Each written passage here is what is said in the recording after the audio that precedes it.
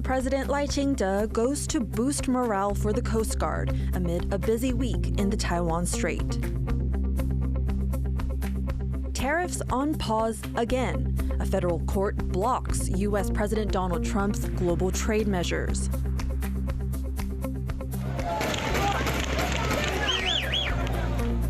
Aid distribution in Gaza turns deadly as hungry Palestinians rush to food centers. Plus, more days off. A new law gives Taiwanese workers 4 more public holidays.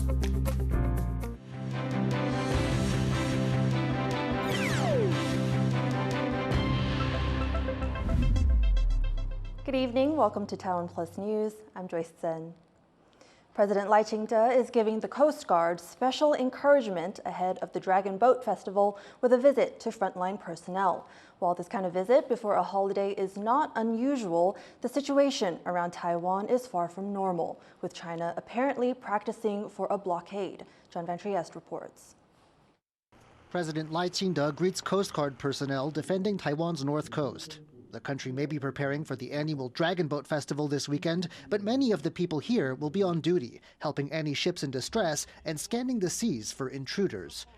President Lai is thanking these mariners for their dedication to the country and suggesting ways to make their work easier. 我们知道现有的雷达、监视器等科技工具必然有它的死角，特别是红外线热显像系统的建设工作，也要导入人工智慧。 It's a typical presidential visit at a decidedly untypical time. Because China is stepping up pressure all around Taiwan to push its claims of sovereignty. For 2 days in a row, it sent vessels into restricted waters around the outlying Kinmen Islands, Taiwan's closest outpost to the Chinese coast. This kind of incursion has become a new normal, with Kinmen's waters seeing around 4 Chinese intrusions a month, testing Taiwan's resolve.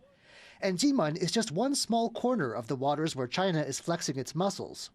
It spent the past month sending out unusual fleets through the wider region.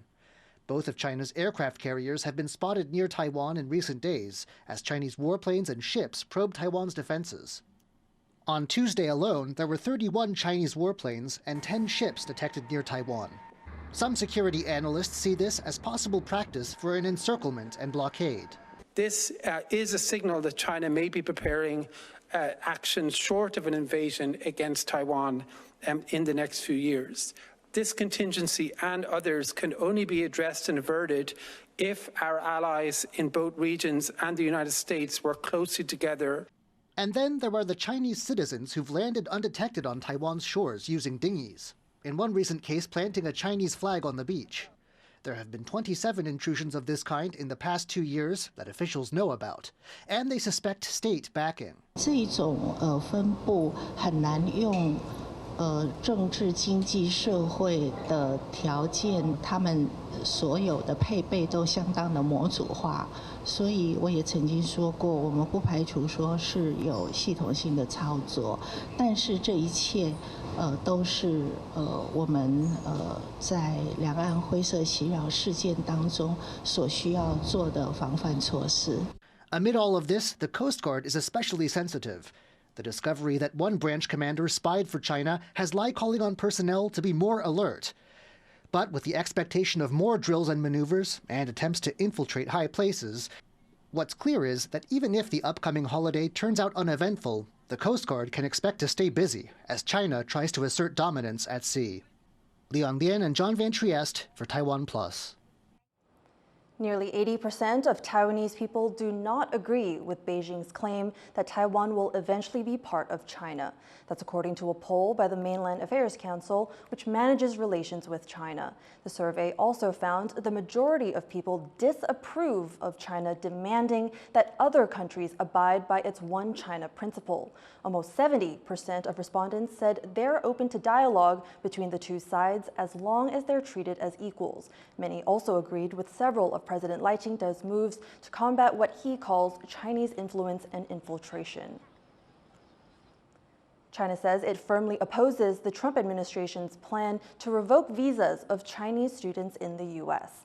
In a post on X, U.S. Secretary of State Marco Rubio said the measure would include students with ties to the Chinese Communist Party and those studying in critical fields. The State Department is also revising criteria to enhance scrutiny for all future applications from China, and that includes Hong Kong. China's foreign ministry says the U.S. is using national security as a pretext for the plan and should do more to support their bilateral relations. Donald Trump's Liberation Day tariffs are on hold after a federal court blocked the U.S. president's sweeping global trade measures. The U.S. Court of International Trade in New York ruled that the president overstepped his authority on the tariffs. It says he cannot use emergency powers to impose across-the-board duties on imports from nations that sell more to the U.S. than they buy. The ruling follows several lawsuits arguing the president left U.S. trade policy subject to his whims and unleashed economic chaos. The Trump administration plans to appeal the decision. For more on exactly which tariffs have been affected, Chris Gorin spoke with D.C.-based U.S. trade lawyer James Ransdell. Okay, James, let's start with the basics. Now that this court order has been issued, which tariffs are blocked and which are still in effect? That is a great question because there are many tariffs that are flying around nowadays. So this court order applies specifically to one batch of tariffs. They're commonly referred to as reciprocal tariffs. And then there's another sort of related group that are commonly referred to as the fentanyl tariffs, or what the court called the trafficking tariffs.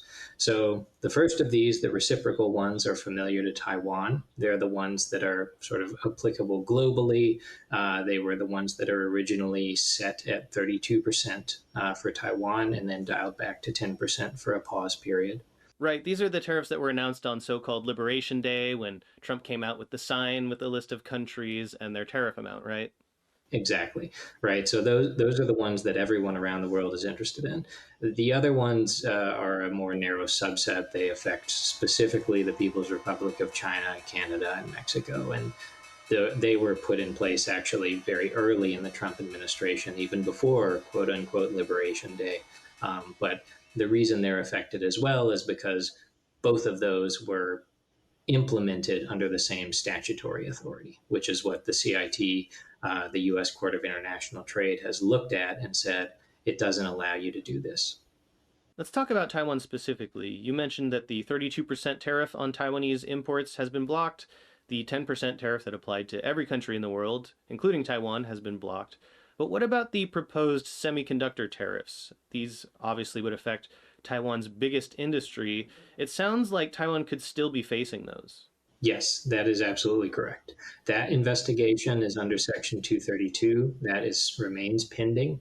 And when the investigation was started off, you had Trump administration officials projecting a very aggressive timeline for putting those into effect. So those may be coming sooner rather than later, and they are very much still in play. The Trump administration says that they will appeal this ruling. Will the tariffs be in effect during that appeal process? In practical terms, the court said, okay, you've exceeded your statutory authority. These tariffs are vacated. They're null and void. But they also have to recognize practical reality. And so they've provided the government with 10 calendar days. The government has already filed its appeal. That appeal is already docketed.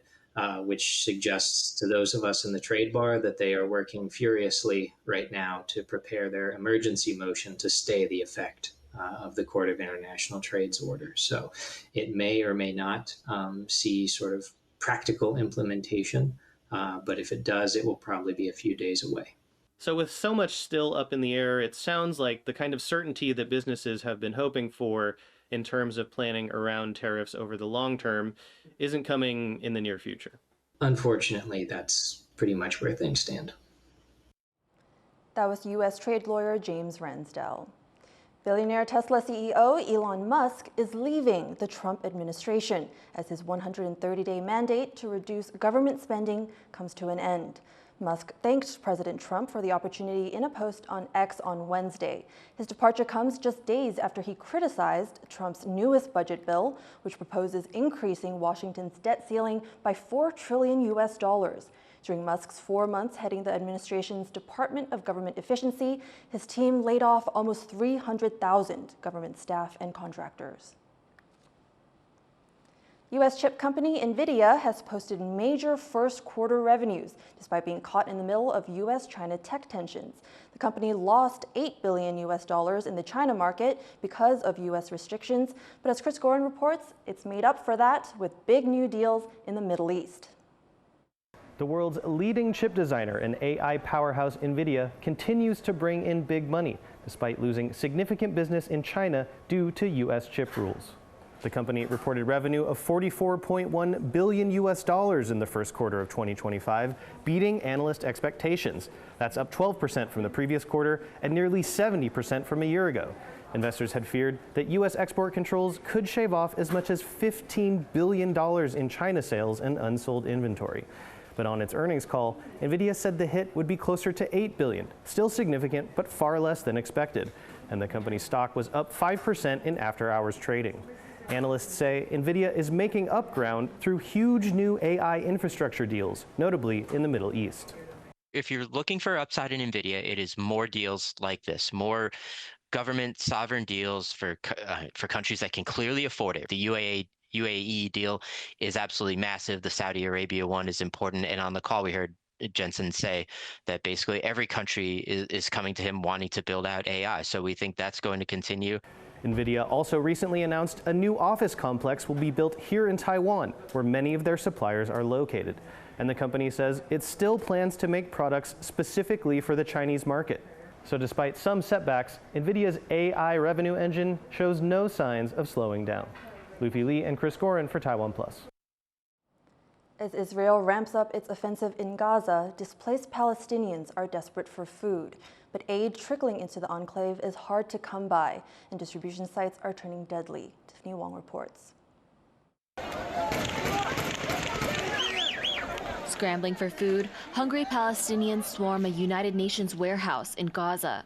The aid site was not open, but crowds of people broke into the building looking for food. A hospital said 4 people died and others were injured in the chaos. At least 1 person was killed and nearly 50 were injured by gunfire at another site in southern Gaza, controlled by the controversial U.S.-backed Gaza Humanitarian Fund. These incidents raise concerns about getting aid safely to the 2.1 million Palestinians on the brink of hunger.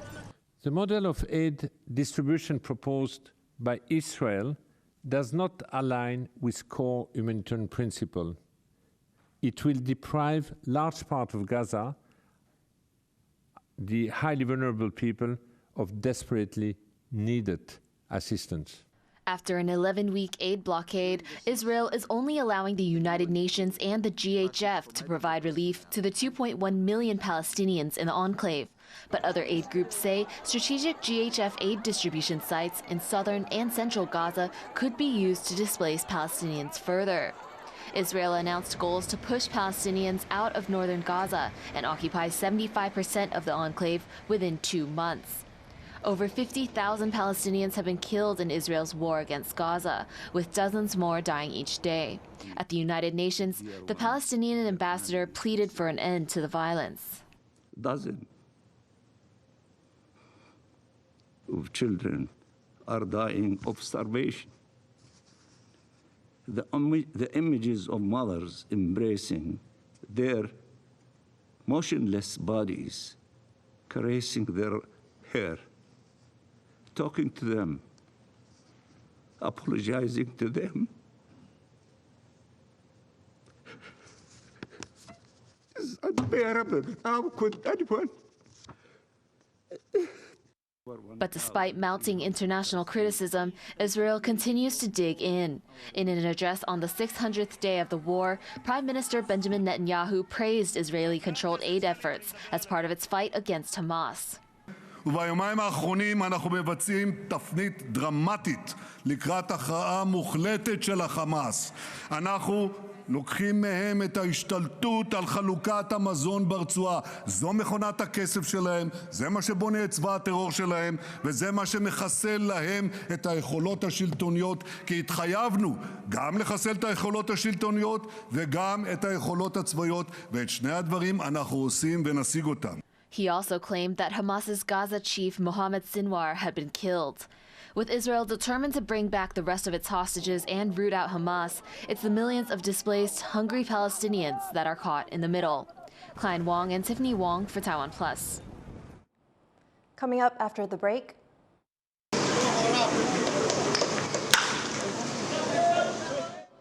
Athletes from Palau bond with Taiwan over their favorite sport. Stay tuned.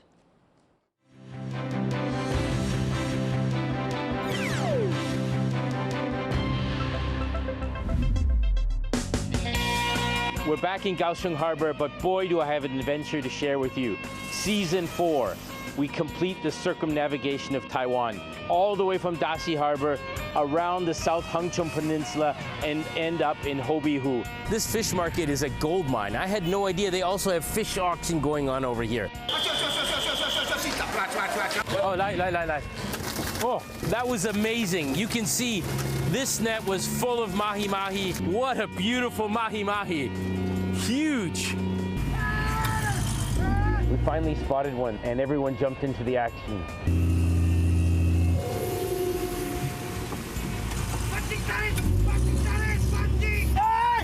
Here it is, Olambi. We've made it. So, to celebrate it, now you gotta do this. Latest season of Happy Fisherman, every Thursday, 8:15 p.m. on TaiwanPlus. In the face of adversity, the power of truth. A roadmap for a just and open world, charted by the freest country in Asia. Taipei for TaiwanPlus. TaiwanPlus News, a voice of freedom in Asia.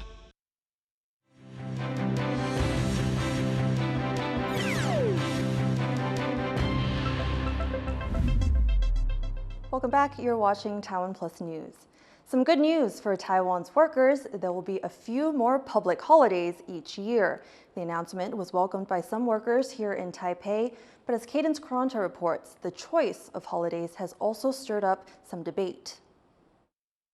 Taiwan can have a pretty intense work culture. People here work between 10 to 20% more than people in Europe and North America. So many will be happy to know about a new law that just passed that will give workers more days off. The bill adds 4 extra public holidays every year and extends Labor Day to public sector employees who previously didn't get that day off. Those holidays include the day before Lunar New Year's Eve, Confucius's birthday, Constitution Day, and Retrocession Day, which celebrates the end of Japanese rule in Taiwan and its transfer to ROC control. These aren't new holidays, but ones that Taiwanese workers didn't previously get off. And many that we talked to on the streets today were very happy about this. 我觉得适当的休息是非常重要的，因为我们平常大家都忙于工作，那如果休息可以让自己的生活品质更好。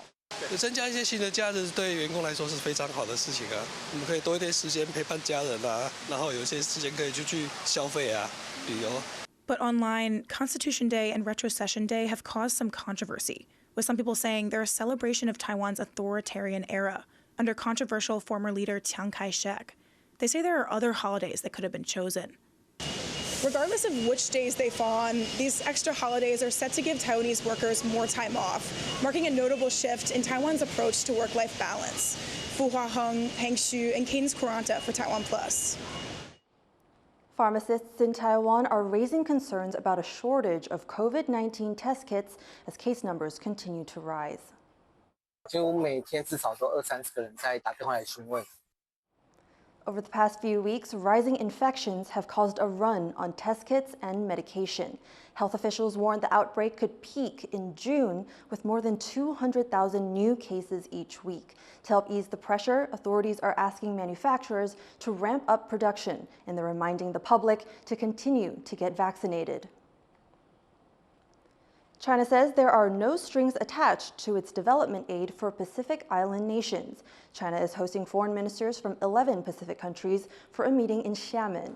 Beijing says participants have agreed to uphold its One China principle. In recent years, China has increased its efforts to influence Pacific Island nations, offering them aid in return for ending diplomatic ties with Taiwan. Taiwan's foreign ministry says none of its diplomatic allies are attending the meeting. To learn more about China's plans for the Pacific, Adil Brar spoke to Cleo Pascal, a senior fellow at the Foundation for Defense of Democracies. So Cleo, why is China hosting the Pacific Islands Foreign Ministers meeting? What is its goal for a meeting like this? So it's an annual forum, and their goal is to expand and normalize these sorts of meetings. I think they're probably using it to test out countries, individuals, systems to see who they can work with, which gives them keys into who they can help build up relationships with, and who, if they were difficult to deal with, they would use on the ground united front type work to try to make their careers much more difficult. So it achieves several goals all at the same time, including the statement that you've seen come out, which for example, reinforces China's position on Taiwan, including ultimate, as they put it, reunification. So that means that those foreign ministers and, in one case, prime minister, have signed on to that level of support. Are these countries receptive to China's messaging? Yes, they are. And I mean, I'm currently on the island of Woolly in the state of Yap in the country of the Federated States of Micronesia. This is a compact of free association country, but this island, for example, has had an unusable runway. The runway was built during the Imperial Japanese era, during the war, and it's fallen into disuse. That means that it's very difficult to do medevacs from here. It's difficult to connect to the outside world. And it's a Chinese company that broke ground just 2 or 3 days ago on the rebuilding of that runway.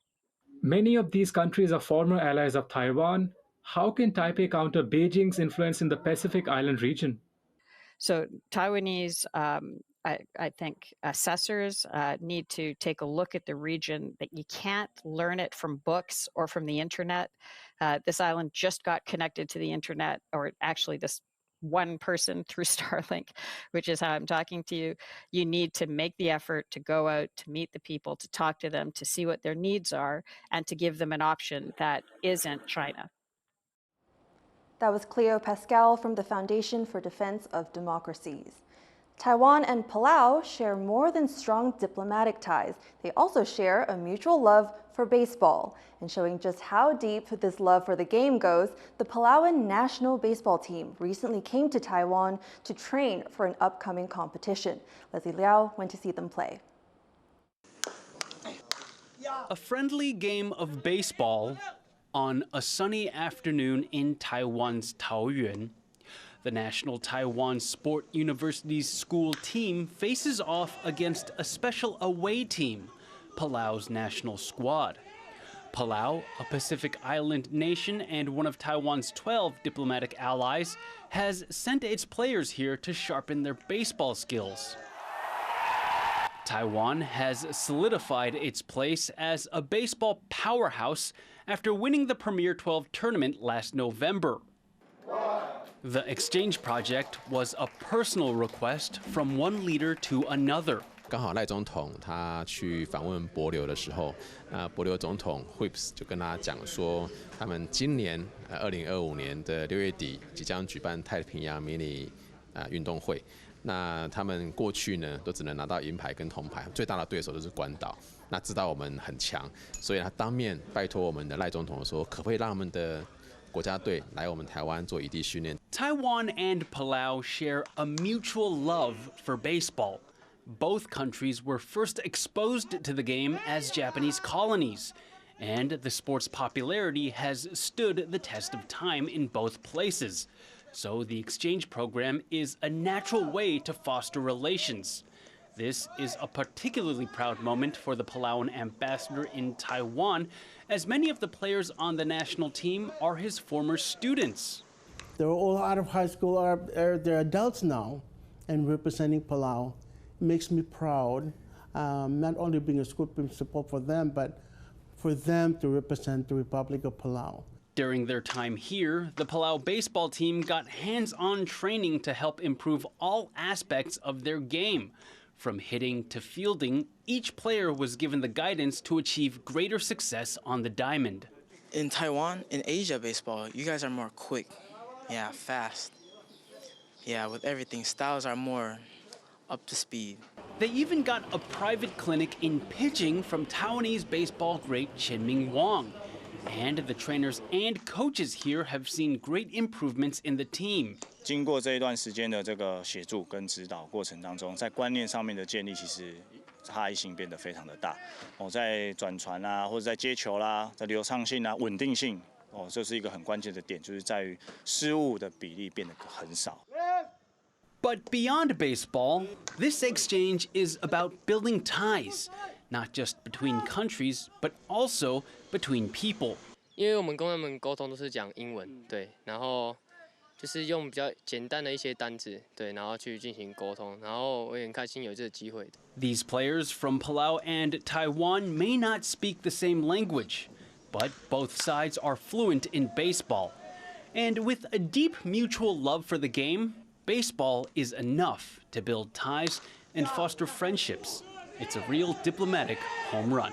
Hank Xu, Justin Wu, John Su, and Leslie Liao in Taoyuan for TaiwanPlus. Thank you for watching TaiwanPlus News. Be sure to visit the TaiwanPlus website and follow our social media. Finally, here's more from the Palauan baseball team training here in Taiwan. I'm Joyce Tseng. Have a good evening.